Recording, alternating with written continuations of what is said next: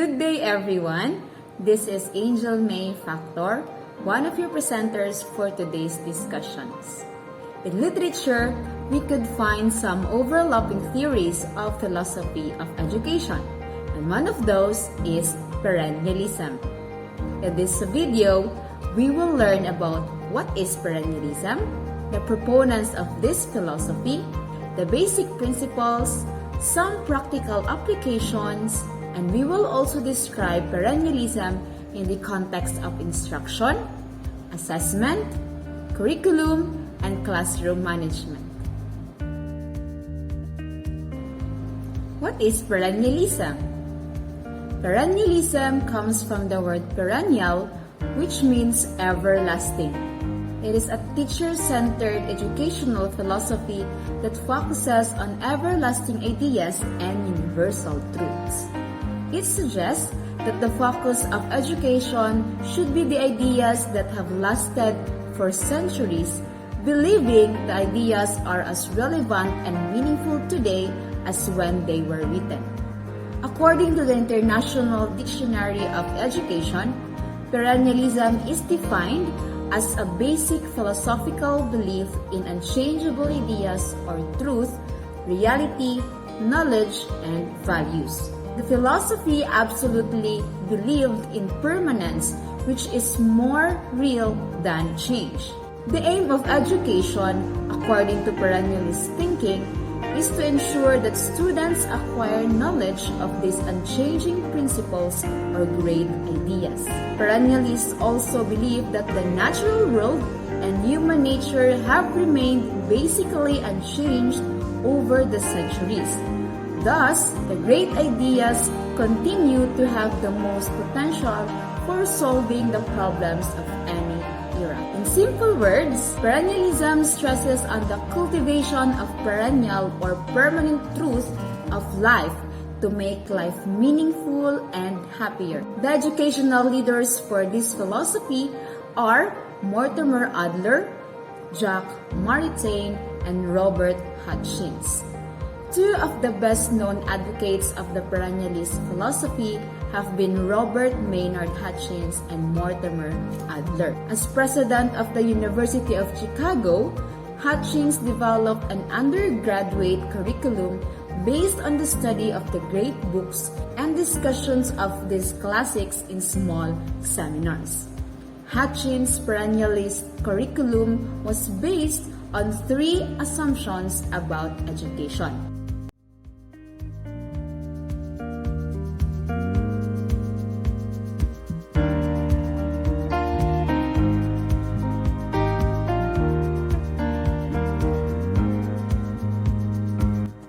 Now, let's proceed to the forms of perennialism.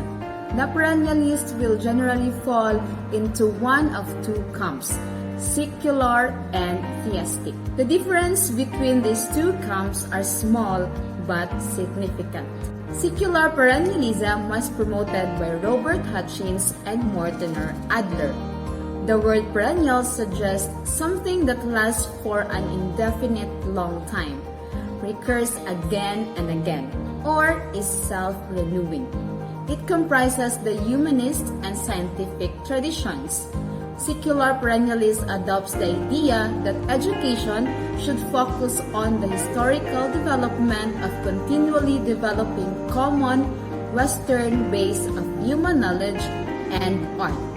The timeless value of classic thought on central human issues by landmark thinkers and revolutionary ideas critical to historical Western paradigm shifts or changes in worldview.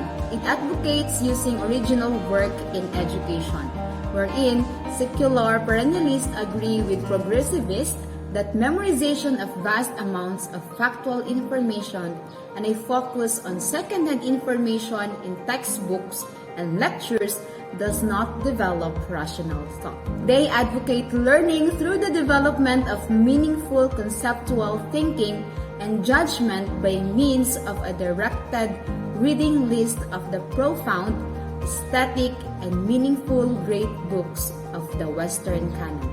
The second form of perennialism is the religious or theistic perennialism, developed first by Thomas Aquinas in the 13th century in his work De Magistro, or The Teacher. It focuses on the personal development of the student and says that all learning could not come from within. Theistic perennialist believes in a world of reason, being, and God, and in truth as reason and intuition. Religious perennialism continues to shape the nature of Catholic schools throughout the world. Perennialists see education as a sorting mechanism, a way to identify and prepare the intellectually gifted for leadership, while providing vocational training for the rest of the society. They lament the change in universities over the centuries, from institutions where a few gifted students and teachers rigorously pursued truth for its own sake, to a glorified training ground for future careers. Some of us who received a religious education might recognize the perennialist philosophy, especially when we were in elementary level.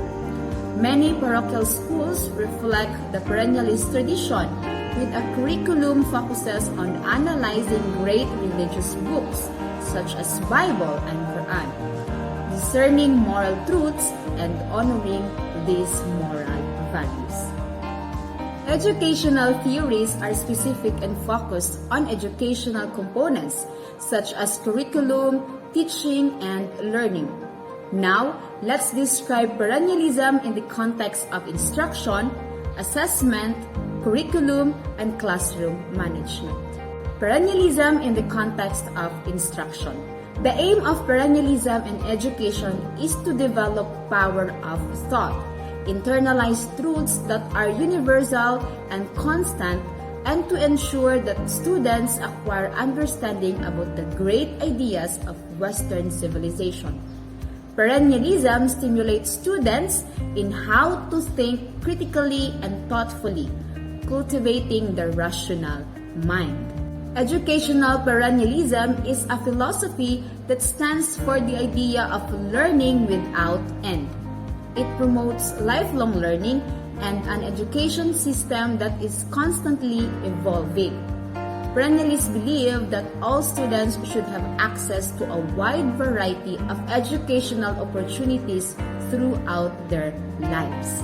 Perennialists recommend that students learn directly from the great books, works by history's finest thinkers and writers, books as meaningful today as when they were written first. Education is a necessity for all society. Schools provide the opportunity to impart knowledge and skills in both academics and the workplace. Students are taught and nurtured in a way that will best prepare them for a lifetime. Perennials believe that schools should be structured so that students have learning opportunities that will be meaningful for them upon maturing into adults. They design a curriculum that provides students with choices and challenges to help them find what they want to do in life. They believe that education's ultimate goal is to teach people to develop their intellectual skills, moral character, and emotional and physical powers. The perennial philosophy of education believes that the ultimate goal of education is to educate the whole person. Perennialism is the belief that education should center around knowledge from the past to educate our future generations. Generally, children's minds are an empty canvas where they can be filled with knowledge from all time periods. Teaching students to study timeless topics such as math, history, science, or literature is key because it creates a solid foundation to develop the students' intellectual skills. The perennialists would like to see the classics used more in the schools, even in the elementary schools. The classics would have a very limited use as reading material in the early grades. but stories from the classics could be read to the children, and the ideas in these books could be discussed. Perennialism in the context of assessment. Perennialists believe that the focus of education should be the ideas that have lasted over centuries. They believe the ideas are as relevant and meaningful today as when they were written. They recommend that students learn from reading and analyzing the works by history's finest thinkers and writers. The teacher is one who should be capable of learning by discovery as he teaches others. Although the teacher may have to lecture and enlighten the learner on numerous occasions, he should attempt to lead the learner also to learn by discovery. The perennialists do use activity, projects, and vocational thinking in their schools, but they do so only as a secondary concern. The best known example of perennialist education today takes place at a private institution unaffiliated with any religion, which is the St. John's College, founded in Annapolis, Maryland. St. John's College adopted the great books as a core curriculum in 1937 and assigns readings in the fields of literature, philosophy and theology, history and the social sciences, mathematics and natural science, and music. Students write extensively and attend seminars twice weekly to discuss assigned readings. They also complete a number of laboratory experiences and tutorials in language, mathematics, and music, guided by the faculty who are called the tutors. Seniors take oral examinations at the beginning and end of their senior year and write a final essay that must be approved before they are allowed to graduate.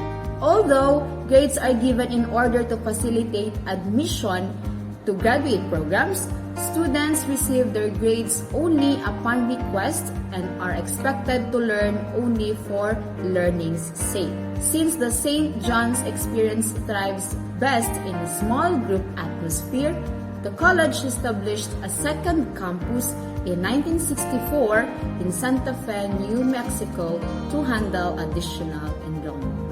Perennialism in the context of curriculum. As with the essentialists, perennialists are educationally conservative in the requirement of a curriculum focused upon fundamental subject areas, but stress that the overall aim should be exposure to history's finest thinkers as models of discovery. The student should be taught such basic subjects as English, languages, history, mathematics, natural science, philosophy, and fine arts. Others states the 3 R's, which always signified the formal disciplines, are the essence of liberal or general education. The perennialist curriculum is universal and is based on their view that all human beings possess the same essential nature. Perennialists think it is more important that individuals think deeply, analytically, flexibly, and imaginatively. They emphasize that students should not be taught information that may soon be outdated or found to be incorrect. Perennialists believe that the most important topics develop a person. Since details of fact changes constantly, these cannot be the most important.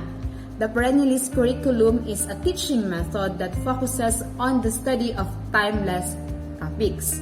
Perennialism curriculum is a theory of formal education that suggests all systematic knowledge can be divided into 4 types. These are art, science, philosophy, and mathematics. Within a perennialist curriculum, activities are tied to the past and not to what is essential right now. The perennialist values the past, but he or she likes the back to basics movement inasmuch as the basics are the learners of the great minds of the past. For elementary school as well as younger children, perennialists favor the kind of textbooks that would prepare the children for reading the great books later. They would prefer stories that have ideals and ideas that a child could emulate and use. Students at the elementary level should be taught basic skills in literacy and numeracy before proceeding to study subjects such as literature, history, science, and mathematics. Students should also understand the underlying ideas and enduring human concerns in all the subjects in an integrated manner. Perennialists emphasize the liberal arts and general education for all. Preparing for jobs, careers, and the professions has no place in such a curriculum. Vocational needs are not to be emphasized on the elementary, high school, or baccalaureate degree level, but only on graduate levels of study, which would prepare the students for a niche in the world of work. Prior to that time, however, common learning should be acquired by students in the form of a liberal arts education. Maritain, for example, emphasizes the importance of a liberal education for all, no matter what their vocation may be. Liberal education, which is non-vocational, needs to emphasize as objectives of instruction the development of the mind towards maturity so that the great ideas of the past may be understood and accepted. The classics provide the intellectual system of subject matter, which is offered to students. The content needs to be challenging intellectually and enable retention of major concepts and generalizations. Perennialism in the context of classroom management. A perennialist classroom aims to be a closely organized and well-disciplined environment, which develops in students a lifelong quest for the truth. Perennialists believe that education should epitomize a prepared effort to make these ideas available to students and to guide their thought processes toward the understanding and appreciation of the great works of literature written by history's finest thinkers that transcend time and never become outdated. The teacher. Perennialism is a teacher-centered philosophy in which the teacher is less concerned with the student interest and more concerned with transferring knowledge from older generations to younger generations. The teacher will focus on the importance of reading and will often use the underlying reading lessons to make a moral point.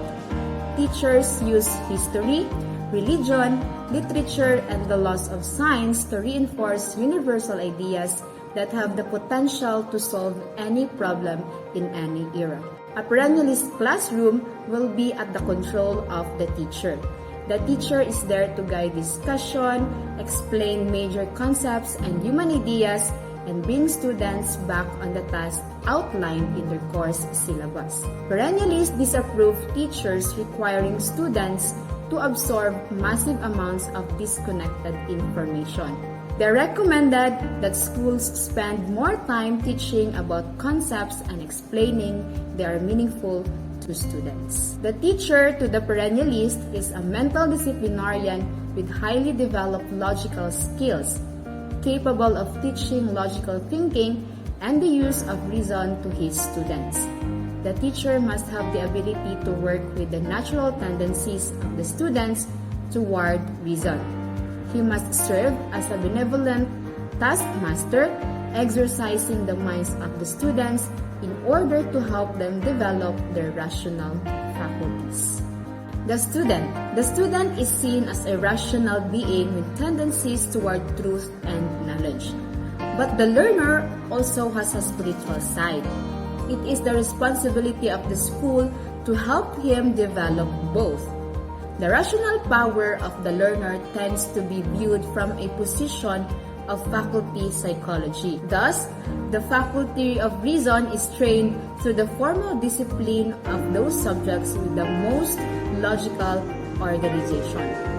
This would include subjects such as mathematics and logic. The faculty of memory is trained by having students memorize. Any foreign language which requires extensive memorization both of forms and content would seem to be desirable.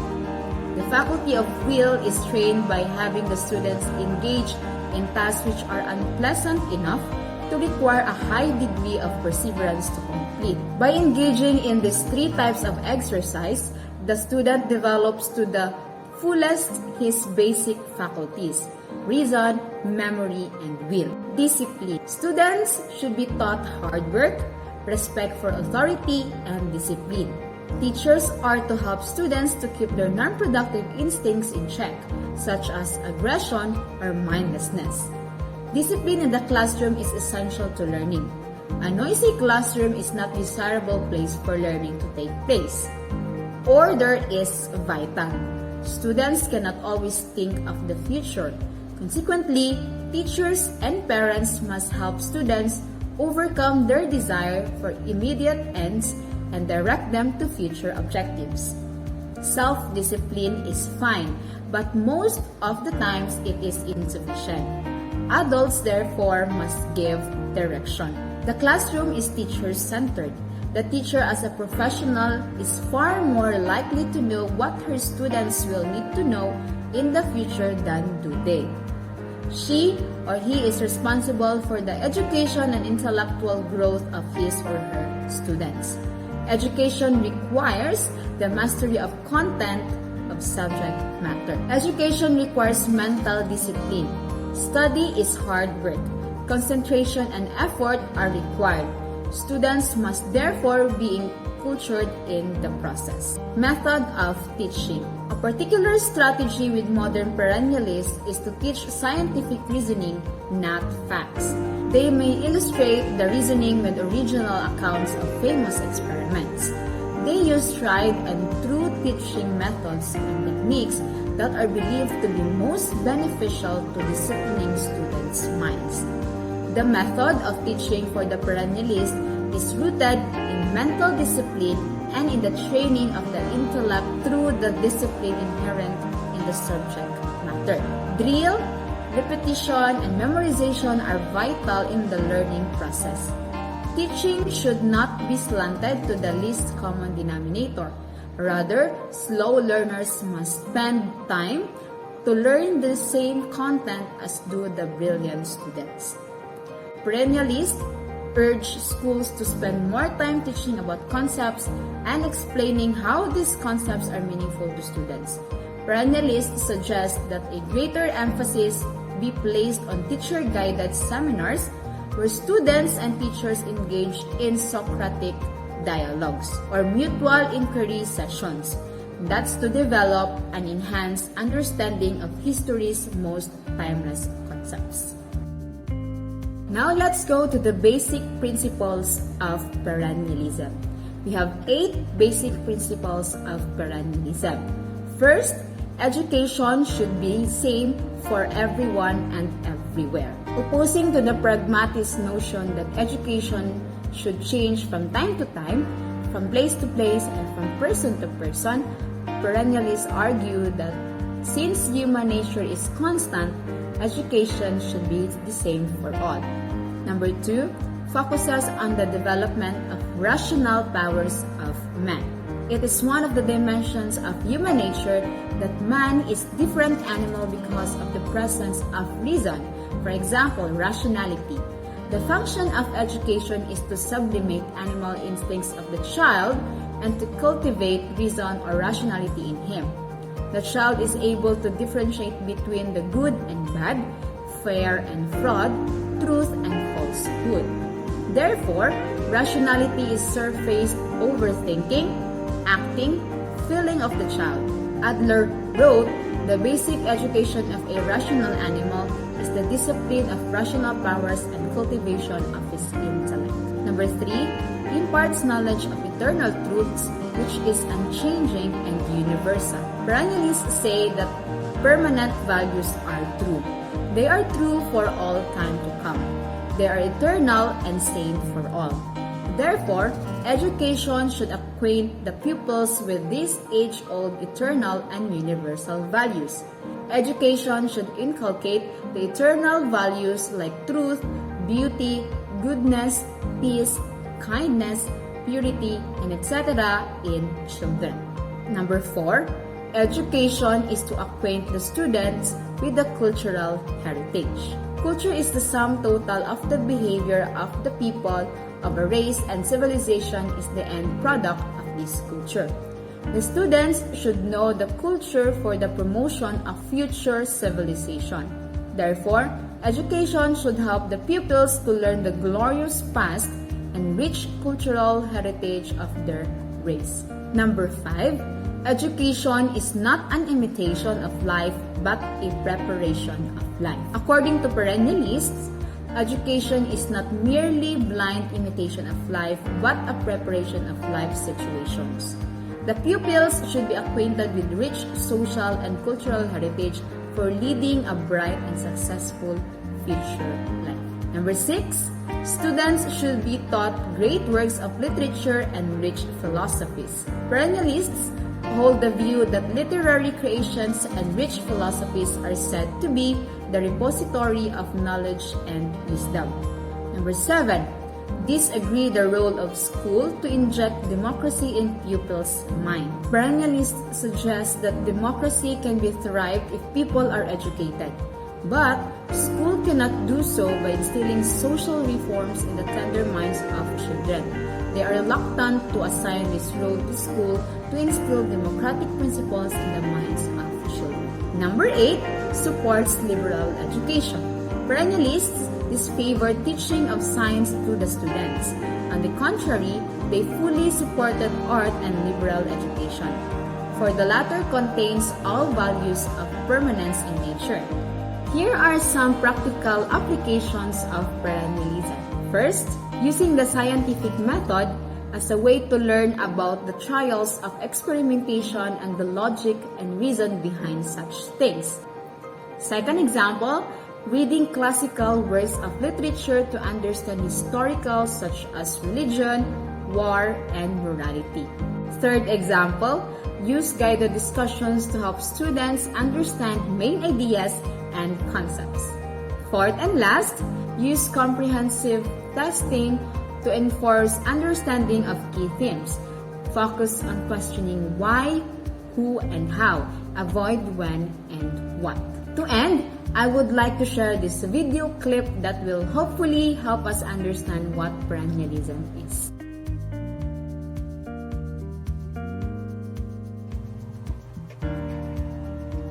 Good morning, class. My name is Mortimer Adler. I am a well-known perennialist, and I will be your teacher this year. Before we get started, you need to understand that I expect you to behave. I possess a great wealth of knowledge and information, and if you're observant and studious, I will impart my wisdom to you. I will conduct my classroom with precision, and we will adhere to a rigid schedule. But as you can see behind me, you can see that I also expect participation in discussions about the great books of the Western world. Throughout the school year, you will master our subject matter, which will reveal eternal truths that have stood the test of time. Eternal truths may stem from our faith, or they are facts that have stood the test of time. I will train your intellect, and utilizing the scientific method, we will verify universal truths. For those of you in Catholic or private religious schools, you will gain truth from religious texts to better know God's truths. You will not have to search the reaches of history for long ago proofs of knowledge. You can rely entirely on your faith to know what is true and cannot be wrong. I will instruct you through didactic lectures, assigned readings, and Socratic teaching, as these are the best ways to learn. We will work through as many of the great books as we can this year. The great books may not have been written this century, but they will hold relevance in today's world. Every time you read one of these great books, you will be rewarded by the experience. The great books are the best literature to learn from because they have withstood the test of time. I hope you enjoy our class.